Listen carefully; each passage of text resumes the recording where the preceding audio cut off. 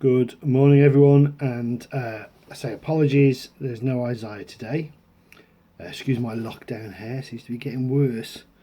So you know Isaiah today. A few issues getting the building ready for Sunday. We realise not everybody will be there, but that's absolutely fine. Come when you're ready, and I realise it might be a while. But I have done another Proverbs. So we're going to go ahead with Proverbs chapter 10, verses 24 to 25. What the wicked dreads will overtake him. What the righteous desire will be granted. When the storm has swept by, the wicked are gone, but the righteous stand firm forever. Now these two verses, so we often read Proverbs, don't we? One verse at a time, these proverbs, but there's usually connections that sometimes we see more clearer than others. But these two verses are a pair, a couplet, and they complement each other very well and speak of the insecurity there is in a wicked life and contrasts with the security of a righteous life. Now this is eternal security. I've just been reading something dreadful about a pastor who was killed. And you might say, well, what security is there? But actually, that's eternal security. He's taken away. He's safe with the Lord Jesus. It's a dreadful story, actually. It's on the Facebook page if you want to have a look. But what is it that the wicked dread? It could be anything. It could be revenge. Perhaps our wicked person's evil conduct has resulted in trouble rebounding upon himself. Or maybe our wicked person is not wicked in any way like that. Maybe he's just cold towards God. What a dreadful thing that is. Cold towards the eternal God. Maybe he's dreading poor health or a loss of income.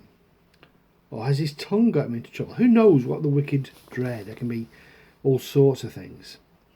But it will overtake him. Now, it's not saying it will definitely happen and be seen to have happened, because many times it won't happen in a clear, visible way. In fact, most of the time it won't be a clear, visible way. Perhaps it's best understood in this way. I'm reminded of Numbers 32, verse 23, and that's when the Gadites and the Reubenites wanted to settle on the wrong side of the Jordan. If you remember, we did this when we looked at Joshua.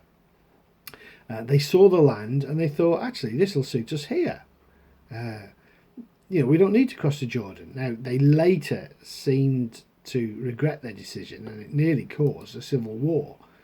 But Moses warned them against not playing their part in the conquest and harbouring wickedness in thinking we're all right, we don't need anybody, we don't need to help anybody else. And Moses said, be sure your sins will find you out. Wickedness does that, doesn't it? It overtakes. It trips you up. Maybe not like for like.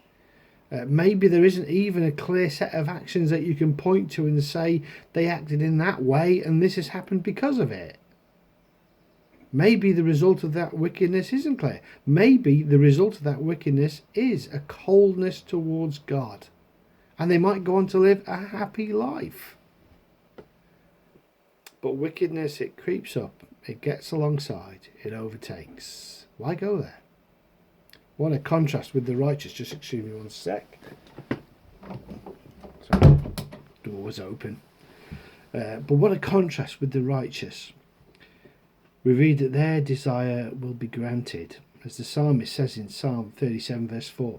He says, delight yourself in the Lord, and he will give you the desires of your heart.